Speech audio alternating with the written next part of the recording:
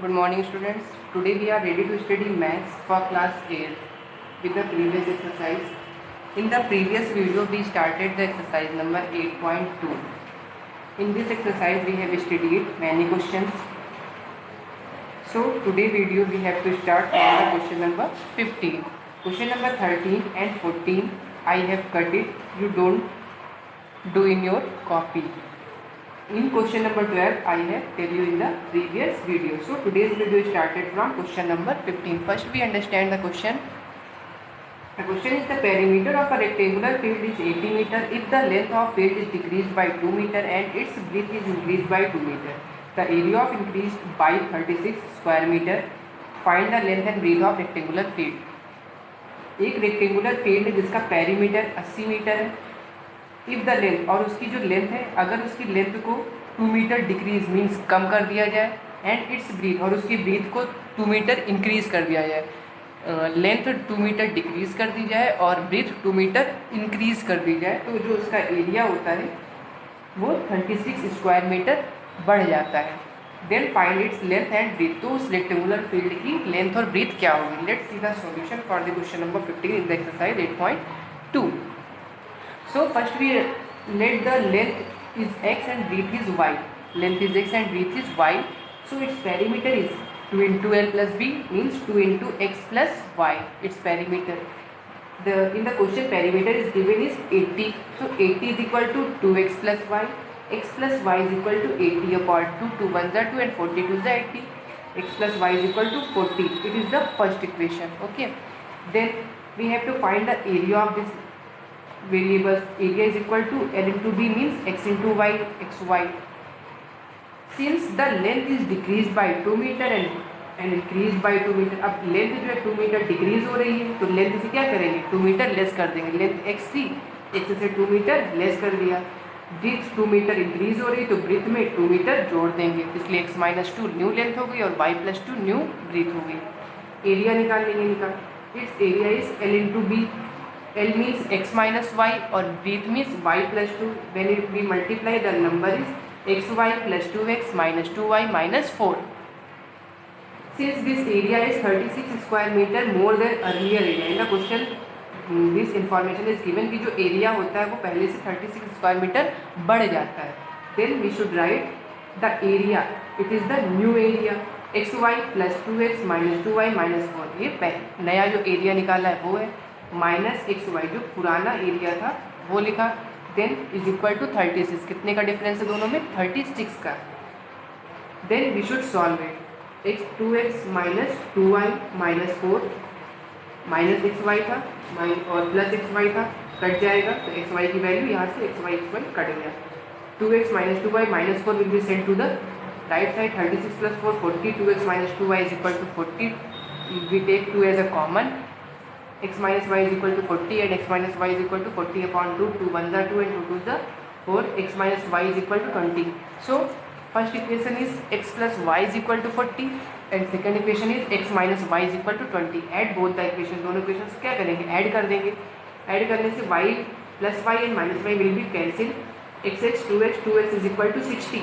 x is equal to 60 upon 2. 2 1s are 2 and 32 is 60. x is equal to 30. So length is equal to 30 meter because x is 30 and breadth is equal to 10 meter. Breadth is equal to what? 10 meter. How can we know breadth is 10? X plus y is equal to 40. We put the value of x. X is 30. Y is equal to 40 minus 10. So y is equal to 40 minus 30. Y is equal to 10. ठीक. ये निकला है हमारा x plus y में x की value put करने से. x plus y is equal to 40 था, इसकी वैल्यू पुट कर देंगे तो ब्रीथ हमारी आ जाएगी. ठीक. Question number 17. Next question number 16. 16 is your homework. I have tell you how can you solve it. The table total cost of 3 tables and 2 chairs is rupees 575. If a chair cost rupees 25 less than that of a table, find the cost of table and chair. तो 3 tables और 2 chairs की total cost 575 rupees थी. इसमें से एक chair की cost 25 rupees that of table. एक table से 25 रुपीज़ कम थी. एक चेयर की कॉस्ट एक टेबल से 25 रुपीज़ कम थी. Then find the cost of table and chair. तो एक टेबल और एक चेयर कितने की होगी, ये आपको होमवर्क में करना है। ठीक, आप पहले यहाँ से इक्वेशन बनाएंगे, देन उसके बाद आप सॉल्व करेंगे। If you have any problem then I will send it in the solution. Rohan spent 1/2 of his pocket money on lunch, 1/3 on the convenience, and gave the money to his sister. Sweetie, if Sweetie got ₹5, how much pocket money did Rohan get and how much did he spend on lunch? ठीक, रोहन ने अपनी pocket money का 1/2 part lunch पे खर्च कर दिया, 1/3 part convenience पे खर्च कर दिया, और जो कुछ भी इसके बाद रिमेनिंग पार्ट बचा वो बचा हुआ पार्ट अपनी सिस्टर स्वीटी को दे दिया। उसके बाद दिया गया है कि अगर स्वीटी को टोटल ₹5 मिले उसकी पॉकेट मनी में, तो रोहन की पॉकेट मनी कितनी थी और उसने लंच पे कितना स्पेंड किया। तो क्वेश्चन है इसमें, तो अकॉर्डिंग टू क्वेश्चन देखते हैं। First we write the information, Rohan spend on lunch, lunch पे कितना स्पेंड किया 1/2, स्पेंड ऑन कन्वीनियंस, कन्वीनियंस से 1/3। अब पहले इसका रिमेनिंग पार्ट निकालते हैं, कितना पार्ट उसका रिमेनिंग बचा। ठीक, तो रिमेनिंग पार्ट क्या है 1 माइनस 1/2 प्लस 1/3, मतलब ये दोनों पार्ट जोड़ के इस 1 से माइनस कर देंगे। ठीक, तो इन दोनों को कैसे जोड़ेंगे, first we make the denominator equal, we should be multiplied in this fraction to 3 and in this fraction to 2। ये मल्टीप्लाई कर लेंगे, मल्टीप्लाई करने के बाद हमारा आंसर आएगा 3/6 and 2/6।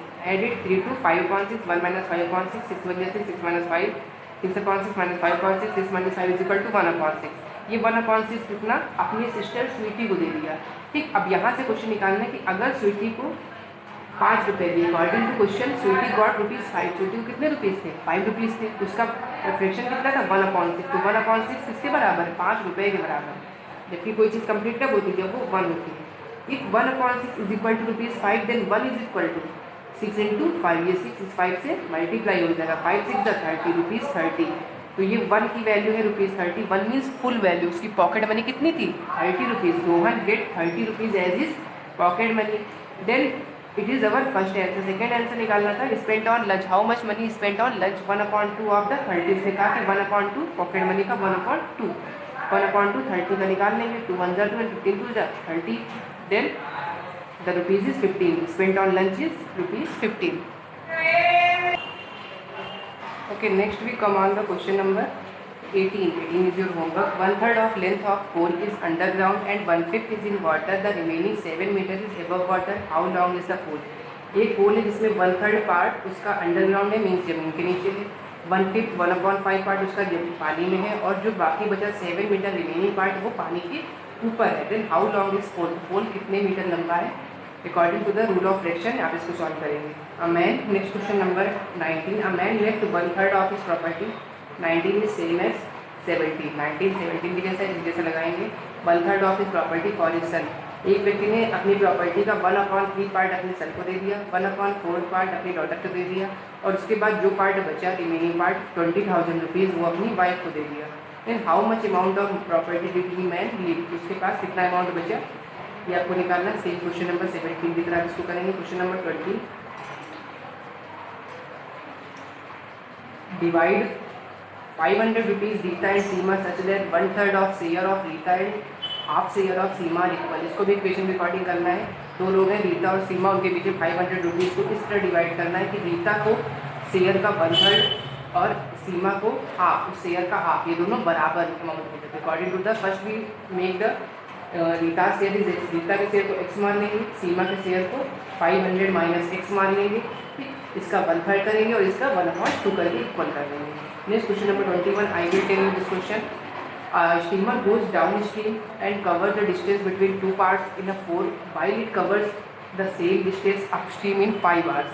If the speed of the stream is 2 km/h, then find the speed of steamer in still water. ठीक, एक स्टीमर है जो डाउन स्ट्रीम मतलब नदी में धारा के विपरीत जाता है और लगभग 2 पार्ट्स में बिटवीन 2 पार्ट, 2 पार्ट के बीच 4 घंटे का तो समय लगता है।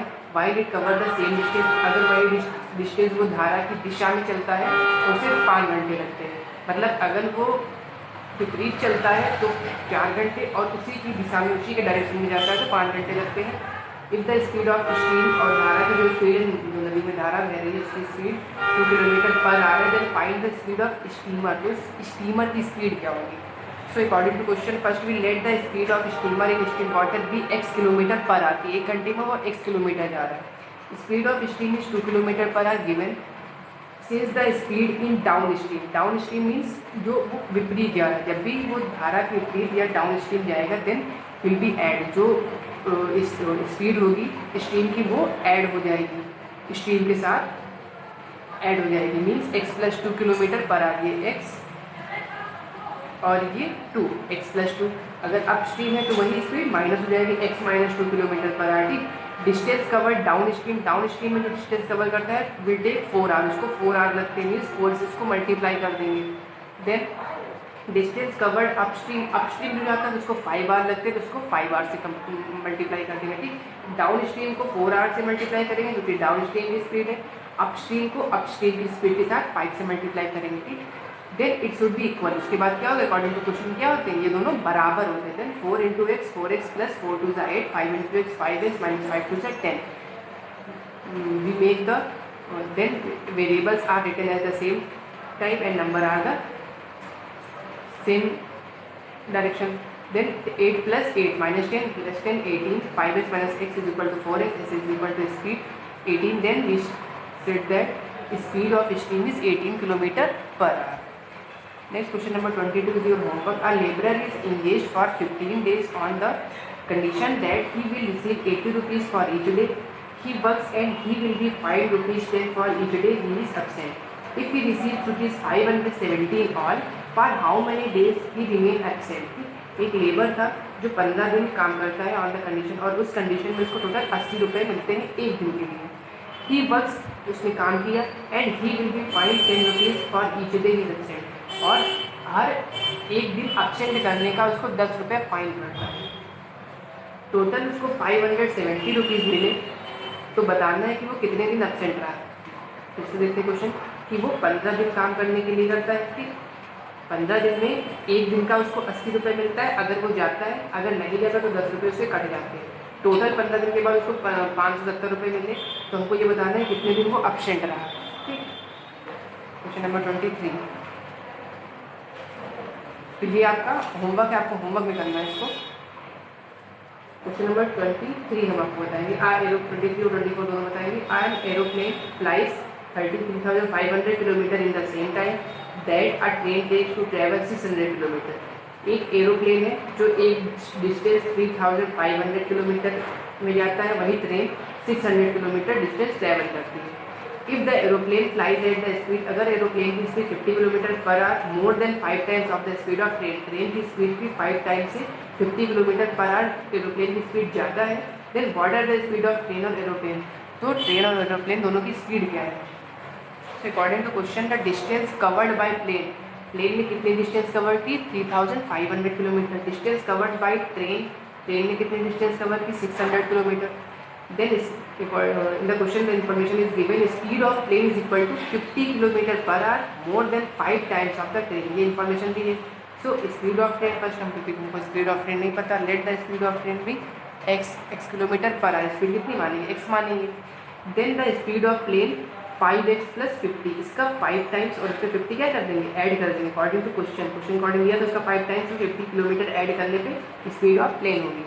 देन अकॉर्डिंग टू क्वेश्चन जब ऐसा होता है तो ये जो होंगे दोनों की स्पीड होगी वो क्या होंगी बराबर हो जाएगी, तो इसी को बराबर लीजिए। 3,500 प्लेन की स्पीड है, 5x प्लस 50 प्लेन की स्पीड है, ये प्लेन की स्पीड और ये डिस्टेंस अपॉन ये निकाल दिया गया। ठीक, फिर यहाँ पर भी 600 किलोमीटर ट्रेन का है डिस्टेंस और 5 किलोमीटर पर आवर ये इसकी स्पीड की इधर लिख दी गई। ठीक, then cross multiply the number 3,500 multiply with x and this will multiply with 600, 6,530, 3,000 plus 630, 30,000. Then 3,500 minus 8,000 plus 30,000, 500x is equal to 30,000, x is equal to 30,000, 20 will be cancelled to the 20, 5 1 is 5 and 5 6 is 30, x is equal to 60. So we can say that speed of train is 60 kilometer because we have let the speed of train is 6 kilometer, so speed of train is 60 kilometer. Speed of train 5 times more than 50, 5 times more than the speed of train, that is 60 plus 55 is 30, 30 means 300, 300 plus 50 is equal to 350 kilometer per hour. It is the speed of plane and 60 kilometer per hour it is the speed of an aeroplane. Next question number 24. Two trains starting at the same time having length 200 meter each are the moving in same direction. If the speed of each train is 30 km and 35 km per hour respectively, find they will cross each other. दो train है वो एक साथ एक time पर निकलती है जिनकी जो लेंथ है वो 200 मीटर, एक ट्रेन की लेंथ 200 मीटर है और वो दोनों सेम डायरेक्शन में जाती है। अगर पहली ट्रेन की स्पीड 30 किलोमीटर पर आवर है और दूसरी ट्रेन की स्पीड 35 किलोमीटर पर आवर है तो हमको बताना है कि वे कब एक दूसरे को क्रॉस करेंगे। एक ट्रेन इधर से आ रही है और एक ट्रेन इधर से जा रही है, ठीक, ये दोनों कब एक दूसरे को क्रॉस करेंगे उसका हमको टाइम बताना है। तो question number 24, length of each train, एक ट्रेन 200 मीटर की है, टोटल ट्रेन कितनी है, 2 ट्रेन है, तो दोनों ट्रेन की लेंथ कितनी हो जाएगी, तो मल्टीप्लाई करेंगे 400 मीटर, तो उनके बीच की ये डिस्टेंस भी कह सकते हैं, लेंथ या डिस्टेंस, यही उनके बीच की डिस्टेंस है। दोनों ट्रेन के बीच की डिस्टेंस कितनी है, 400 मीटर, ठीक। पहली ट्रेन की स्पीड 30 किलोमीटर पर आवर है, स्पीड ऑफ फर्स्ट ट्रेन, दूसरी train speed of second train 35 kilometre per our. अब हमको पता है कि moving in same direction, important point है कि जब ट्रेन किसी सेम डायरेक्शन में जाती है, जब भी डायरेक्शन उनकी सेम होती है, सॉरी फिगर इस तरह होगा, सेम डायरेक्शन में जाती है, ठीक, तो अगर सेम डायरेक्शन में जाती है तो उनकी जो स्पीड होती है वो माइनस होती है, मीन्स कैंसिल हो जाती है, डिफरेंस निकालते हैं, 35 minus 30 means 5 kilometre per our, ठीक। अब यूजुअल स्पीड निकालनी है, यहाँ पर देखिए 400 मीटर है और ये 5 किलोमीटर पर आवर, ये मीटर और ये किलोमीटर, यहाँ पर यूनिट क्या है, अनइक्वल, बराबर नहीं है, तो हम यहाँ पे क्या करेंगे, पहले यूनिट सेम करेंगे, किलोमीटर को मीटर या मीटर को किलोमीटर बनाएंगे, तो हम इसको जो है मीटर में चेंज कर रहे हैं। तो अगर किसी भी किलोमीटर नंबर को हमको मीटर में चेंज करना है then it will be multiply to 5/18 metre per second, ये रूल होता है। तो किलोमीटर से मीटर में चेंज करने के लिए 5/18 से हम लोग मल्टीप्लाई कर देते हैं इस नंबर को, इसलिए इसको 5/18 से मल्टीप्लाई कर दिया गया, हमारे पास आएगा 25/18। Then distance is equal, distance 400 metre, speed is 25/18 metre per second. Then according to the rule, speed is equal to distance upon time. Speed is 25/18 meter per second. Distance is 400 meter. Time is time. So time is equal to 400 divided by 25/18. Then it will be reciprocal 400 into 18/25. 5 5 25, 5 1 40, 5 1 5 and 16 5 18. 16 into 18 is 288 second. So we can also convert it to minute. Divided by 64 minute 48 second. So it is our answer. ये speed थी उसकी कि 4 minute 48 second में train एक दूसरे को cross करेंगी, ठीक। तो next we come for the homework. Your homework is question number 16, 18, 19,